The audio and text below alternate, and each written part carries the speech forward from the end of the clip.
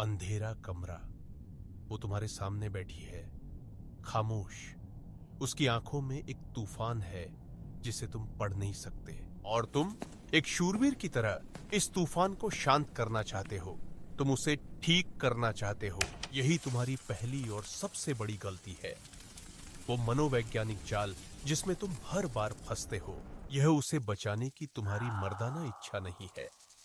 यह तुम्हारे अहंकार का एक सूक्ष्म प्रदर्शन है, और यह गारंटी है कि वो तुम्हारा सम्मान खो देगी पूरी तरह। तुम सोचते हो कि तुम मदद कर रहे हो, तुम सोचते हो कि तुम समाधान हो। वो तुम्हें अपनी कोई परेशानी बताती है, काम का तनाव, किसी दोस्त से झगड़ा, भविष्य का डर, और तुम्हारा दिमाग तुरंत एक मशीन में बदल जाता है। समस्या, विश्लेषण, समाधान। तुम्हें ऐसा करना चाहिए। तुमने उससे बात क्यों नहीं की? मैं इसे ठीक कर दूंगा। हर समाधान जो तुम देते हो वो एक अनकहा संदेश देता है। तुम खुद इसे संभालने के लिए काबिल नहीं हो। तुम उसकी भावनाओं को महसूस करने के बजाय उन्हें एक पहेली की तरह सुलझाने लगते हो। वो तुमसे सहानुभूति चाहती थी, एक साथी जो उसके साथ उस अंधेरे में बैठे, लेकिन तुमने उसे एक प्रोजेक्ट मैनेजर दे दिया, एक सलाहकार, एक उद्धारकर्ता। और कोई भी औरत अपने सलाहकार का सम्मान तो कर सकती है, पर उससे प्यार नहीं कर सकती। यह कोई दुर्घटना नहीं है, यह मनोविज्ञान है। इसे कहते हैं रेस्क्यूअर कॉम्प्लेक्स।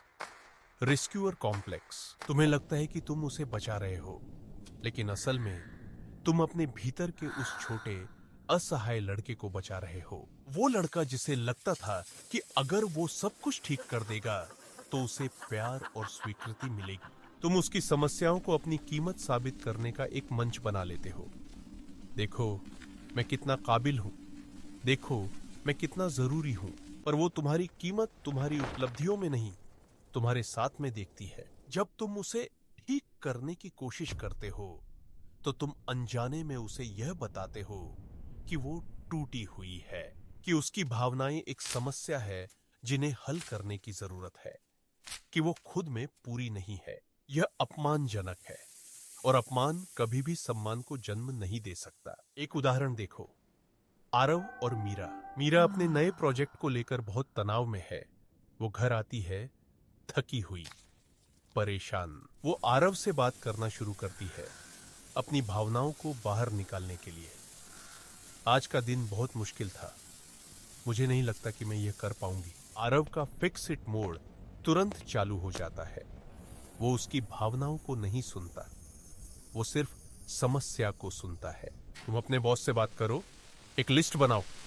तुम्हें बस समय को बेहतर तरीके से मैनेज करने की जरूरत है। रुको, मैं तुम्हारे लिए एक स्प्रेडशीट बना देता हूं। वो सोचता है कि वो दुनिया का सबसे अच्छा पार्टनर है, वो उसकी मदद कर रहा है। लेकिन मीरा को क्या महसूस हो रहा है? वो सुन नहीं रहा। वो उसे एक अक्षम बच्चे की तरह देख रहा है। उसकी सलाह उसके तनाव को कम नहीं कर रही, यह और बढ़ा रही है। अब उसे न केवल अपने काम के तनाव से बल्कि आरव की उम्मीदों से भी निपटना है। मीरा चुप हो जाती है, बातचीत बंद हो जाती है, एक दीवार खड़ी हो जाती है। आरव को लगता है कि वो मूडी है, लेकिन असल में मीरा ने सीख लिया है कि आरव उसकी भावनाओं के लिए एक सुरक्षित जगह नहीं है। वो उसके साथ अपनी कमजोरियां साझा नहीं कर सकती, क्योंकि वो उन्हें तुरंत एक प्रोजेक्ट में बदल देगा, और धीरे धीरे उसके लिए आरव का सम्मान खत्म हो जाता है। वो एक अच्छा आदमी हो सकता है, लेकिन वो एक अच्छा साथी नहीं है। अब सच सुनो, वो तुमसे उसे ठीक करने के लिए नहीं कहती।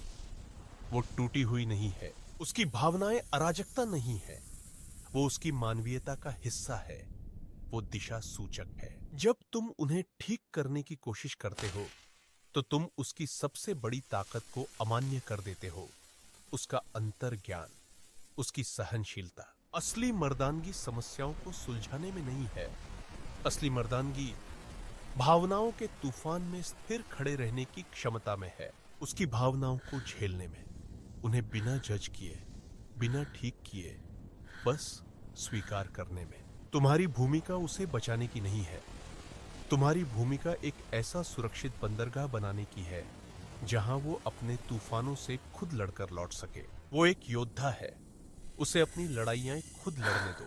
तुम्हारा काम उसके पीछे खड़ा होना है, उसके रास्ते में नहीं। अगली बार जब वो परेशान हो तो यह करो, अपना मुंह बंद रखो। अपनी सलाह देने की, समाधान बताने की, उसे ठीक करने की इच्छा से लड़ो। बस सुनो, सच में सुनो, उसके शब्दों के पीछे की भावनाओं को सुनो। उससे सवाल पूछो जो उसे और गहराई में ले जाए, उसे समाधान न दे। यह सुनकर बहुत दुख हुआ। तुम्हें कैसा महसूस हो रहा है? यह उसे दिखाता है कि तुम उसकी भावनाओं से डरते नहीं हो, तुम उसकी ताकत पर भरोसा करते हो, और इसी भरोसे से सम्मान पैदा होता है। सच्चा, गहरा, अटूट सम्मान। अपने अंदर के उस शूरवीर को मार डालो जो तालियां चाहता है, और उस इंसान को जगाओ जो बस साथ रहना चाहता है। क्योंकि अंत में वो एक रानी है जिसे एक सलाहकार की नहीं, बल्कि एक बराबर के राजा की जरूरत